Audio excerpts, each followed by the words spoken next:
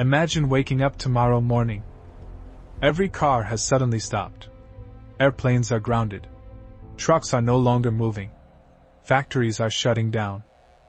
And outside every gas station, thousands of people are standing in endless lines, asking the same question. Where did all the oil go? What would happen? Would food prices skyrocket? Would cities begin to shut down? Would the global economy collapse?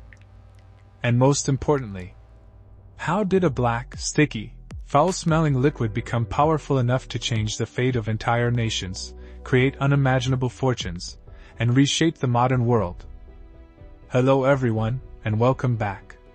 On this channel, we explore the stories behind the events, discoveries, inventions, industries, and mysteries that changed human civilization.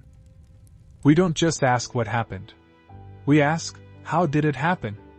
Who benefited from it? And how did it change the world we live in today? Today's story is about one of the most powerful resources in human history. Oil. Petroleum. Black gold. But the story of oil didn't begin with cars. It didn't begin with gas stations. And it certainly didn't begin with modern factories. Its story began thousands of years ago, when humans discovered a strange black substance leaking naturally from the ground. No one knew exactly what it was. No one knew where it came from. And absolutely no one could have imagined that this mysterious liquid would eventually help build the modern world. So let's go back, thousands of years into the past. Chapter 1. When the Earth revealed its black secret, modern-day Iraq. Between the Tigris and Euphrates rivers lies one of the most historically important regions on Earth. This was the land where some of the world's earliest civilizations flourished. But beneath this ancient landscape was another secret. In certain places, a dark and sticky substance naturally seeped from the ground. It wasn't water. It wasn't ordinary mud. And it certainly wasn't something humans had seen every day. It was black, thick, and extremely difficult to wash away. But then someone noticed something extraordinary. When this material was applied to a surface, it could help keep water out. And that simple discovery opened the first chapter of humanity's relationship with petroleum. Ancient civilizations began using natural bitumen for practical purposes. One of the most important uses was waterproofing boats. Think about what that meant. Thousands of years ago, rivers were highways. Boats were transportation. Trade depended on them. And if water constantly leaked into your boat, your journey could end very quickly. Bitumen provided a solution. It helped protect boats from water and allowed them to survive longer journeys. Trade expanded. Transportation improved.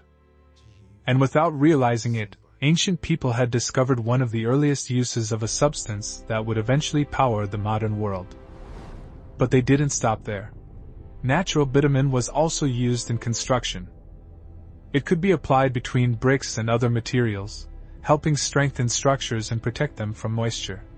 For ancient people, this strange black substance was simply useful. But they had no idea how valuable it would eventually become. And there was another question nobody could answer. Where did this mysterious black material actually come from? Chapter 2. Oil wasn't made from dinosaurs. Ask someone where oil comes from, and you might hear an interesting answer. Dinosaurs. It's one of the most popular myths about petroleum. But the real story is much older. Millions of years before modern humans existed, the Earth looked completely different. Where we now have cities, highways, and deserts, there were once enormous ancient seas.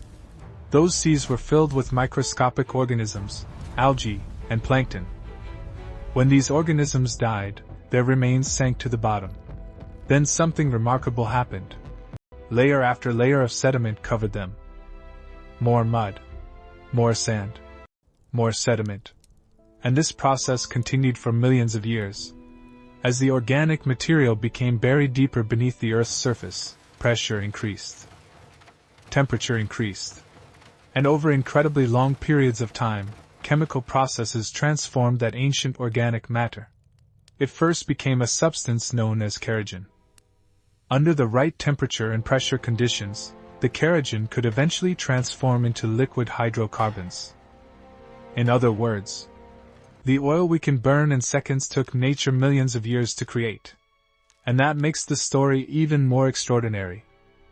Humanity is consuming a resource that took geological time to form. We use it in minutes. We transport it in hours. We consume it in days. But nature needed millions of years to create it. And this ancient resource was about to become the foundation of an entirely new age. Chapter 3.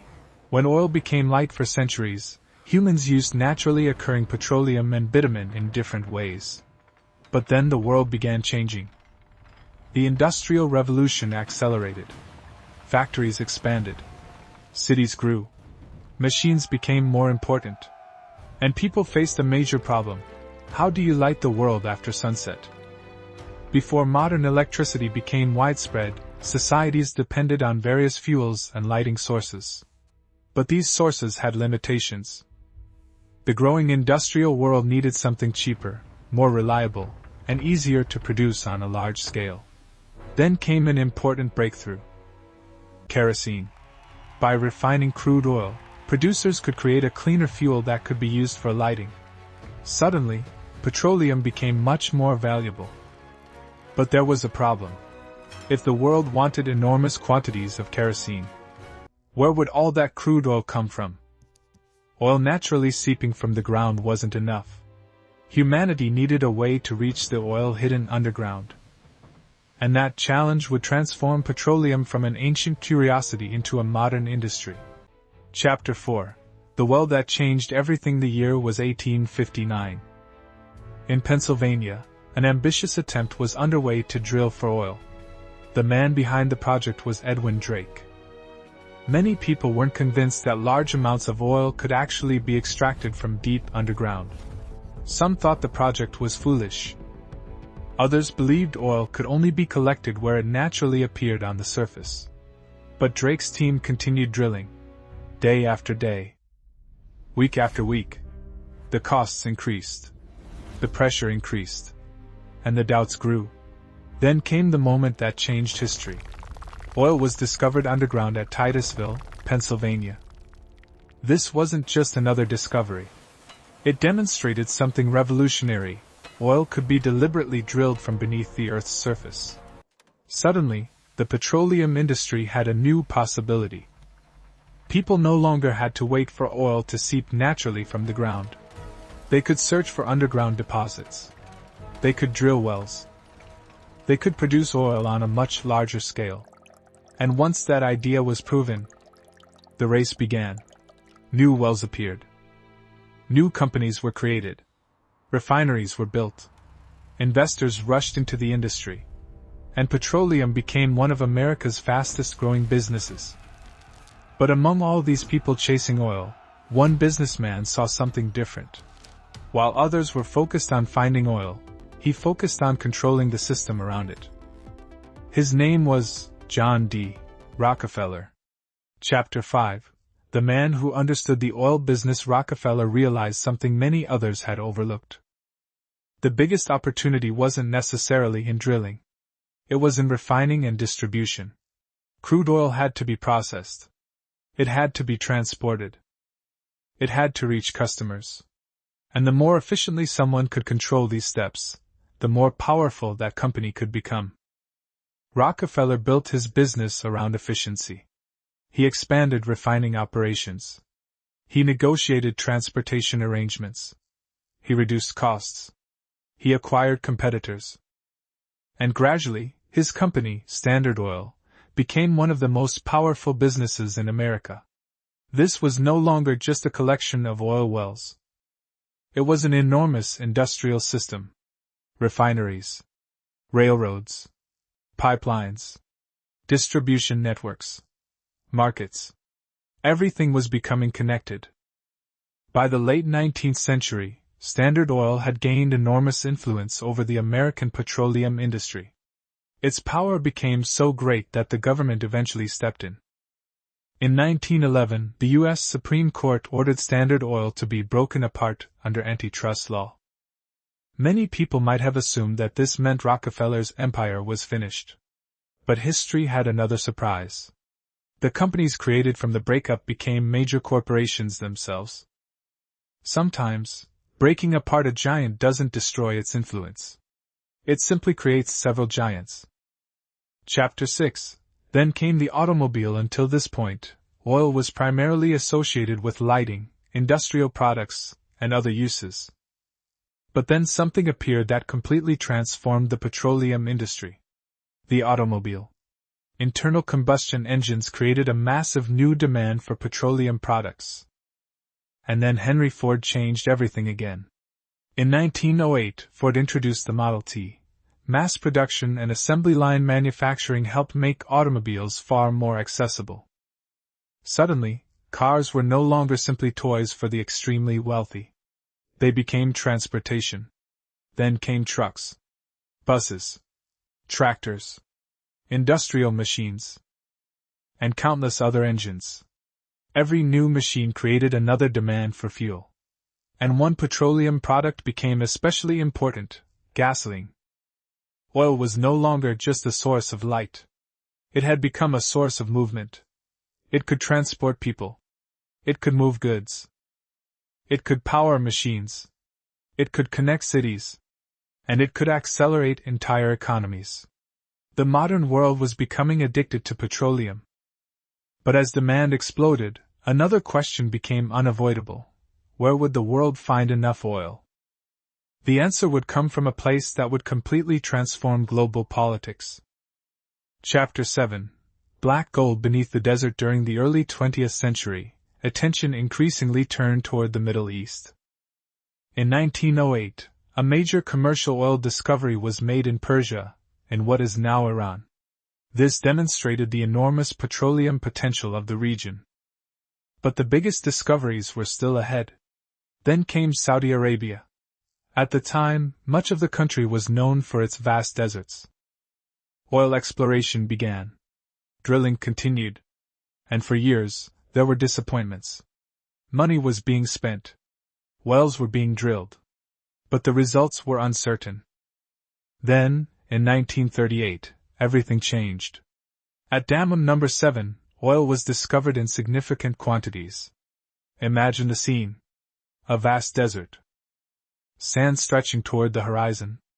And beneath that seemingly empty landscape, billions of barrels of potential energy. Saudi Arabia's future had changed. Soon, enormous petroleum reserves were being discovered across the Middle East. Kuwait, Iraq, Abu Dhabi, and other regions. The world began to realize something extraordinary. Some of the planet's most important oil reserves were concentrated beneath the Middle Eastern landscape. And oil was about to become more than an economic resource. It was about to become a source of geopolitical power. Chapter 8.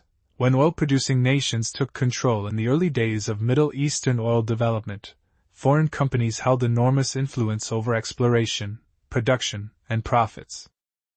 But gradually, oil-producing nations began to understand their bargaining power. They realized something very important.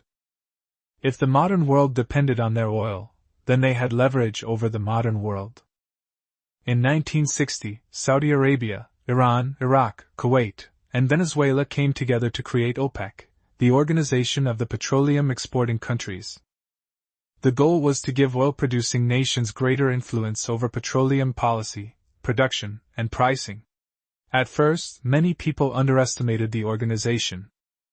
Then came 1973. Political tensions in the Middle East erupted into war. Arab oil-producing nations responded with restrictions on oil supplies to countries supporting Israel. The consequences were dramatic. Oil prices surged. Gas stations experienced shortages. Long lines formed. Industries struggled. Inflation increased. And millions of ordinary people suddenly discovered something they had never fully understood before. Their daily lives depended on a resource they couldn't see. Oil wasn't just sitting inside gas tanks. It was connected to transportation, food production, manufacturing, heating, trade, and the global economy itself. The oil crisis revealed an uncomfortable truth. A modern civilization built around one critical resource can become incredibly powerful, but also incredibly vulnerable. Chapter 9: The World We Built with Oil. Look around you today. Cars, trucks, ships, airplanes, factories, construction equipment, agricultural machinery, plastic products, chemical industries, modern transportation. Oil and its derivatives have played a major role in the development of many of these systems. Oil didn't just give humanity fuel. It helped create an interconnected industrial civilization. It allowed goods to travel across continents. It allowed people to travel thousands of miles. It helped industries operate on a scale previous generations could barely imagine. But now humanity faces another question. What happens next? Electric vehicles are growing. Solar energy is expanding. Wind power is developing. Battery technology is improving. Countries around the world are trying to reduce their dependence on fossil fuels. But that doesn't mean oil suddenly disappears. Petroleum isn't only used as gasoline. Its chemical components are also used in countless industrial processes and products. So the transition away from oil will not simply be a matter of replacing gasoline-powered cars with electric cars. It is a much larger challenge. Because oil has become deeply connected to modern civilization. And perhaps the biggest question of the next century will not simply be, who controls the world's oil? It may be, who controls the energy of the future? The final question: so, what have we learned from the incredible journey of oil? Thousands of years ago, humans saw a strange black substance leaking from the ground. They didn't know what it was. They didn't understand where it came from. They certainly didn't know its future. But they experimented with it. They used it to waterproof boats. They used it in construction. Later, humans learned how to refine it. Then they learned how to drill for it. Entrepreneurs built massive businesses around it.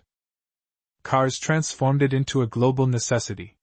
And enormous oil discoveries turned entire regions into centers of economic and geopolitical power. Oil created incredible wealth. It helped build modern cities. It powered transportation. It accelerated industry. It connected the world. But it also created conflicts. Economic crises. Political struggles. Environmental challenges. And enormous dependence. That's why the history of oil isn't really just the history of a black liquid. It is the history of human ambition. It is the history of technology. It is the history of money. It is the history of power. And perhaps most importantly, it is the history of dependence. For millions of years, the earth created this resource deep beneath its surface. Humanity discovered it. Humanity extracted it.